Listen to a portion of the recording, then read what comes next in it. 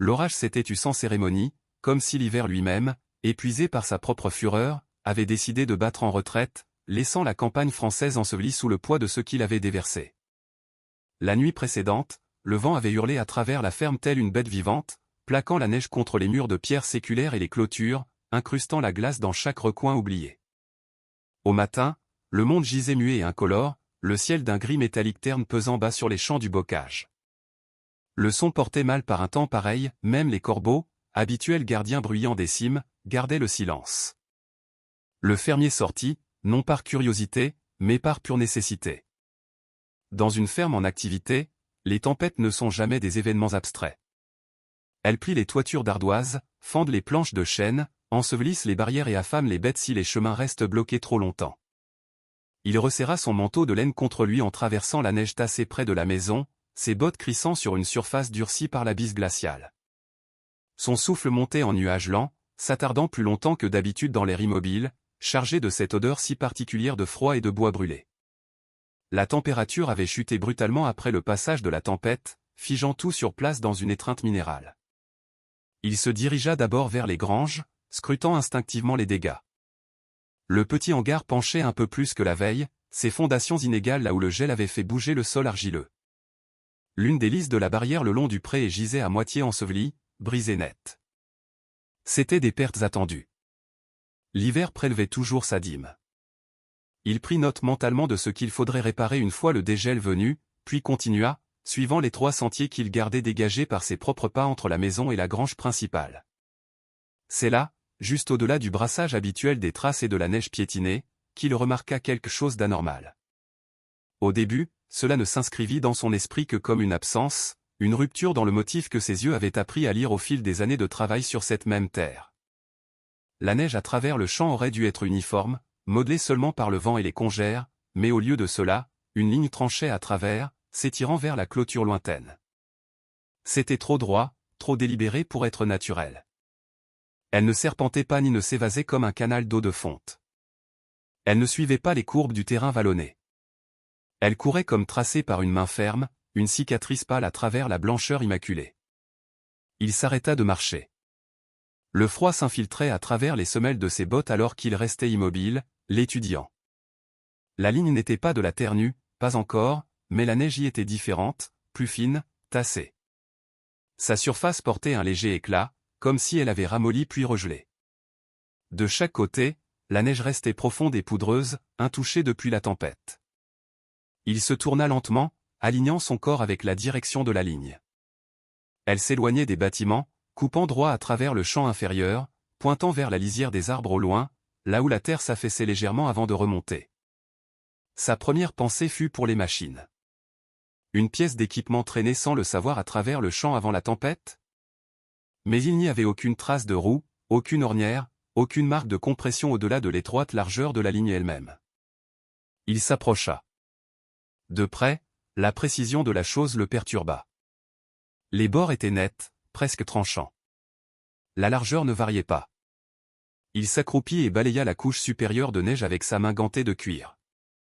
Dessous, la croûte de glace était plus fine, assez fragile pour craquer sous une légère pression. Il pressa sa paume à plat contre la surface et attendit.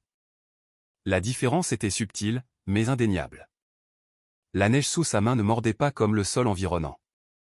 Elle gardait une faible chaleur résiduelle, pas de la chaleur à proprement parler, mais quelque chose de plus proche de la vie que de la mort minérale de l'hiver. Il déplaça sa main de 30 cm sur le côté, appuyant dans la neige vierge. Le froid y était immédiat, vif, impitoyable. Il se redressa lentement. La lumière du soleil ne pouvait expliquer cela. Le ciel était trop couvert, et la ligne traversait le sol ombragé aussi nettement que le champ ouvert. L'eau ne l'expliquait pas non plus. Il n'y avait pas de pente suffisante pour porter un flux dans un chemin si étroit. Aucun signe de flaque ou d'étalement. Le sol ici était gelé dur comme de la pierre. Rien ne s'y déplaçait facilement en hiver. Il suivit la ligne de quelques pas, puis davantage, ses bottes crissant doucement alors qu'il restait juste à côté, soucieux de ne pas perturber le motif mystérieux. La ligne maintenait son cap, inébranlable. Elle ne s'estompait pas à l'approche des granges. Elle devenait plus prononcée. Près du mur de la grange, la neige avait minci presque jusqu'au néant. Le sol en dessous apparaissait par plaques de terre sombre, humide plutôt que gelée. Les planches le long du bord inférieur de la grange étaient libres de glace, leur surface sèche là où elles auraient dû être givrées de blanc. Il s'agenouilla de nouveau, plaçant sa main contre le bois. C'était froid, mais pas aussi glacial que cela aurait dû l'être. Il ressentit alors une étincelle de malaise, quelque chose de plus profond que la simple curiosité. Les vieilles fermes accumulent des bizarreries avec le temps. Des tuyaux sont posés, des lignes sont enterrées, des réparations sont faites et oubliées par les générations précédentes. Mais ceci n'était pas un vestige qu'il reconnaissait. Il avait parcouru cette terre en toute saison depuis des années. Il savait où le gel s'attardait le plus longtemps, où la neige s'accumulait le plus profondément, où l'eau de fonte creusait toujours des canaux au printemps. Ceci était nouveau, ou du moins nouvellement révélé. Il suivit la ligne jusqu'au mur de la grange, la traçant jusqu'à un point où elle semblait s'évanouir sous la structure elle-même.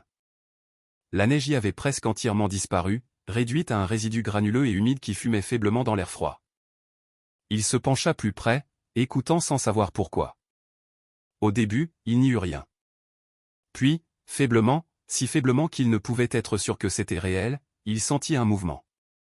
Pas un son exactement, mais un changement de pression, un murmure qui effleurait la limite de l'audition et battait en retraite quand il essayait de se concentrer dessus. Il déplaça son poids, pressa son oreille plus près du mur, puis recula de nouveau. La grange avait toujours été le bâtiment le plus stable de la propriété. D'épaisses poutres, de lourds madriers. Son sol restait sec même pendant les fortes pluies d'automne, son intérieur plus chaud que prévu en hiver. Il avait toujours attribué cela à une bonne construction et à la chance. Debout là maintenant, il se demandait si cette explication n'avait pas été trop simple. Il fit le tour de la grange lentement, inspectant le sol le long des fondations. Dans la plupart des endroits, la neige s'entassait haut, croûtée et intacte. Ce n'est que le long de cette section unique qu'elle battait en retraite comme si quelque chose sous la surface refusait de laisser le froid la revendiquer totalement. La ligne ne finissait pas ici. Elle disparaissait sous la grangée, il le soupçonnait, continuait. Il se leva et scruta de nouveau le champ, suivant la ligne des yeux vers les arbres lointains. Il le frappa alors combien c'était antinaturel, non seulement dans la forme, mais dans l'intention. Les forces naturelles sont désordonnées. Elles errent. Elles exploitent la faiblesse et suivent le hasard. Cette ligne ne faisait rien de tout cela. Elle avait un but. Une pensée fit surface qu'il n'accueillit pas immédiatement. Si quelque chose gisait enterré sous sa terre, quelque chose d'assez actif pour altérer la neige au cœur de l'hiver, alors cela avait été placé là soit par quelqu'un d'autre, soit par quelqu'un parti depuis longtemps.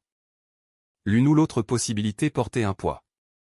Il testa le sol de nouveau avec une tige métallique qu'il gardait appuyée contre le mur de la grange, l'utilisant pour sonder la terre à travers la neige ramollie. La tige s'enfonça plus loin qu'elle n'aurait dû avant de rencontrer une résistance. Il la retira et sentit la pointe. Elle était froide, mais pas engourdissante. Pas le genre de froid qui brûle la peau. Il ne creusa pas encore.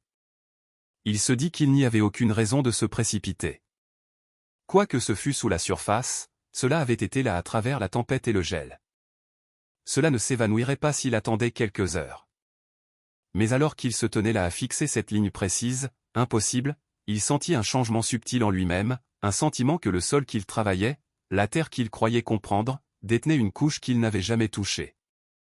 Il marqua les bords de la ligne avec quelques bâtons cassés enfoncés dans la neige, de simples repères qu'il pourrait vérifier plus tard pour voir si quelque chose changeait. Il traça sa direction une dernière fois, la gravant dans sa mémoire, puis se tourna vers la maison. Le froid pressa de nouveau alors qu'il s'éloignait de la grange, plus vif maintenant qu'il ne se tenait plus près de la chaleur qui saignait d'en bas. Alors qu'il marchait, son esprit passait en revue les possibilités, écartant chacune aussi vite qu'elle se formait. Un vieux drainage n'avait aucun sens.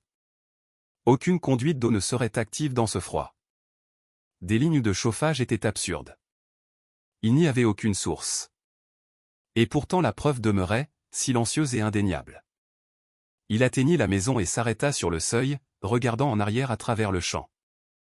La ligne gisait là, inchangée, une interruption tranquille dans le vide de l'hiver. Elle ne menaçait pas. Elle ne s'annonçait pas. Elle existait simplement.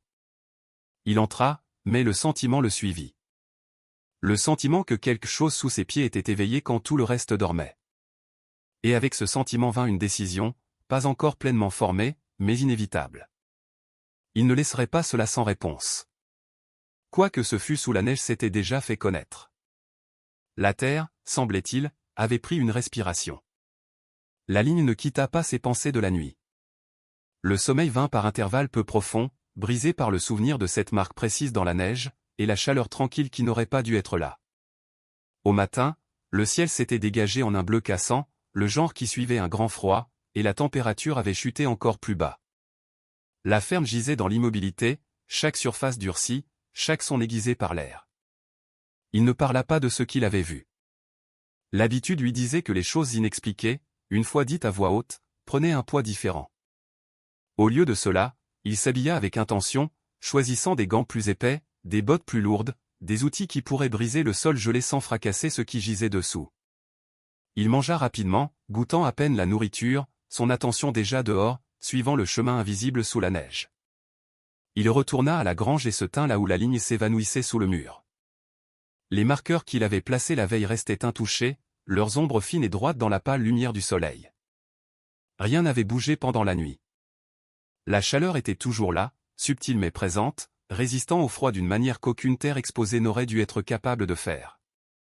Il choisit un endroit à quelques mètres des fondations où creuser ne minerait pas la structure elle-même. Le premier coup de pelle résonna nettement, le métal mordant dans la neige croûtée et la glace.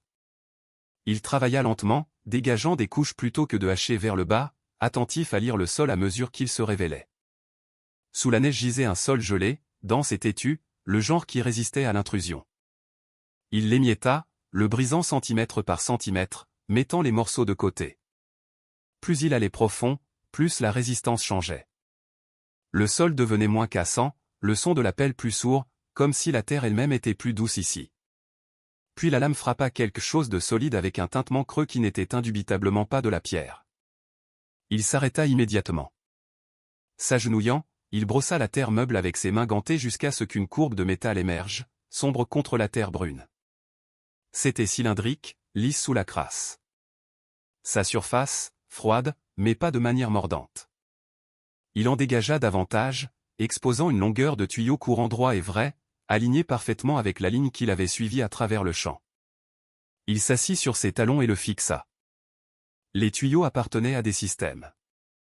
Les systèmes impliquaient un but. Quelqu'un avait mis cela ici, et non par négligence. Le tuyau était posé avec soin, lité uniformément, pas simplement jeté dans une tranchée et oublié. Il le testa de la seule manière qu'il pouvait. Il le tapota avec ses jointures, puis écouta, l'oreille proche de la terre. Le son qui revint était creux, ouvert, et faiblement résonnant. Il n'y avait pas de clapotis, pas d'écho de mouvement liquide. Quoi que ce fût qui courait à travers ce tuyau, ce n'était pas de l'eau. Il chercha le long de la section exposée jusqu'à ce qu'il trouva un joint, un endroit où deux longueurs se rencontraient. Le joint était vieux mais intact, enveloppé dans un matériau qui avait durci avec l'âge. Il pressa sa main près de lui, puis plus près jusqu'à ce qu'il le sentît clairement. De l'air bougeait là, lent, constant, indubitable. Il effleurait sa peau avec une chaleur feutrée qui envoya une onde d'incrédulité à travers lui. Il retira sa main et fléchit ses doigts, se reconnectant au froid réel. L'air venant à travers ce tuyau n'était pas brûlant. Il n'était même pas chaud selon les normes ordinaires. Mais comparé au froid meurtrier au-dessus, il semblait vivant. Il ne volait pas la chaleur de sa peau. Il n'engourdissait pas. Il passait sur lui comme un souffle. Il trouva un bout de ficelle dans sa poche et le tint près du joint. Les fibres se soulevèrent et penchèrent dans une direction, attirées doucement vers la grange. L'air bougeait avec intention, coulant vers l'intérieur, ne s'échappant pas. L'implication s'installa lentement et lourdement. C'était une ligne d'alimentation. Il suivit le tuyau visuellement aussi loin qu'il pouvait voir, puis dégagea plus de terrain par courts intervalles, traçant son chemin. Il courait droit vers le mur de la grange et disparaissait sous les pierres de fondation. Il fit le tour du bâtiment, cherchant tout signe d'où il pourrait émerger à l'intérieur. Il connaissait bien la grange. Chaque planche lâche et plancher gondolé, chaque endroit où l'humidité s'accumulait où les animaux cherchaient abri. À l'intérieur, l'air semblait comme il l'avait toujours été, froid, mais moins sévère qu'au dehors. Il se tint immobile un moment, laissant ses sens s'ajuster. Puis il commença à remarquer des détails qu'il avait longtemps acceptés sans question. Un coin du sol où le givre ne semblait jamais se former, une zone de planche qui restait sèche même pendant un fort dégel, un faible courant près de la base du mur du fond qui remuait la poussière quand les portes étaient fermées. Il s'agenouilla et pressa sa paume contre le sol à cet endroit. C'était froid, mais encore une fois, pas aussi froid que cela aurait dû l'être. Il souleva une planche avec précaution, dégageant le clou sans fendre le bois. Dessous gisait de la terre compactée, plus sombre que le sol environnant, et sous cela le bord incurvé du métal. Le tuyau courait directement sous le plancher de la grange, alimentant la structure elle-même. Il remplaça la planche et se leva, ses pensées se resserrant. Ce n'était pas un vestige abandonné. Le flux d'air qu'il avait senti dehors ne se dissipait pas ici. Il était tiré à travers la grange, intégré en elle d'une certaine manière. Que ce soit par dessein ou par accident, le bâtiment était devenu partie du système. Il retourna dehors et suivit le tuyau dans la direction opposée, loin de la grange. Creuser était plus dur là-bas, le sol moins indulgent, mais la ligne dans la neige le guidait sans erreur. Tous les quelques mètres, il dégageait une petite fenêtre, confirmant la présence du tuyau, sa profondeur, son état. Il courait bien en dessous de la ligne de gel, plus profond qu'aucune tranchée peu profonde ne serait allée. Quiconque l'avait posé comprenait le sol, comprenait l'hiver. Il trouva de petites pierres tassées soigneusement autour, créant un lit stable qui empêcherait le mouvement alors que le sol s'étendait et se contractait. À un endroit, il découvrit un canal de drainage grossier mais efficace qui permettait à l'humidité de s'échapper vers le bas plutôt que de s'accumuler autour du tuyau. Ce n'étaient pas les choix de quelqu'un qui improvisait. C'étaient des décisions délibérées, informées. Alors qu'il travaillait, le malaise céda la place à quelque chose de plus aigu. Du respect peut-être pour l'esprit qui avait planifié cela, mais aussi de l'inquiétude. Des systèmes comme celui-ci étaient construits pour des raisons, et les raisons avaient des conséquences. Il s'arrêta souvent, écoutant, vérifiant l'air. Il restait constant, une aspiration régulière vers la grange. Pas de fluctuation, pas de signe de blocage. Le système fonctionnait comme il avait été prévu de fonctionner malgré son âge. Le fermier suivit le tuyau plus loin, loin du bâtiment, et vers la terre ouverte derrière la maison. La neige s'amincit de nouveau alors qu'il approchait du vieux verger, la ligne devenant plus claire, plus prononcée.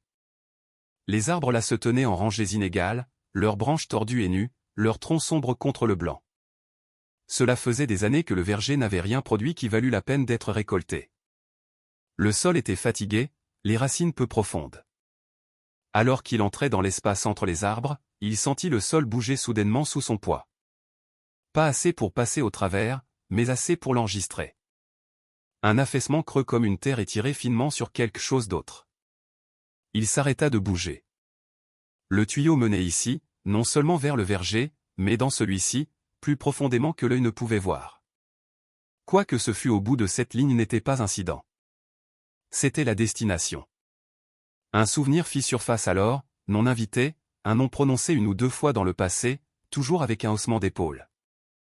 Une femme qui avait vécu à proximité des années auparavant, qui travaillait la terre différemment, dont on disait qu'elle expérimentait avec le sol et les graines d'une manière qui n'avait aucun sens pour la plupart des gens.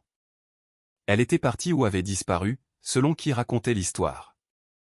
Le verger avait commencé à dépérir peu de temps après. Il repoussa la pensée. La spéculation ne l'aiderait pas maintenant. Il recouvrit les sections exposées du tuyau soigneusement, tassant la terre en place, lissant la neige du mieux qu'il put. Il ne voulait pas que des signes de perturbation soient visibles de loin. Cette découverte semblait être quelque chose qui devait rester silencieux, au moins pour le moment. Il se tenait de nouveau à l'orée du verger, regardant le sol ramolli par la neige. L'air bougeait dessous, invisible et constant. La terre, réalisa-t-il, ne faisait pas que respirer. Elle le guidait. Il savait avec une certitude qui ne laissait aucune place à la retraite qu'il suivrait. Il entra prudemment entre la première rangée d'arbres. Ici aussi, la surface racontait une histoire différente. La neige était compactée, sa croûte inégale.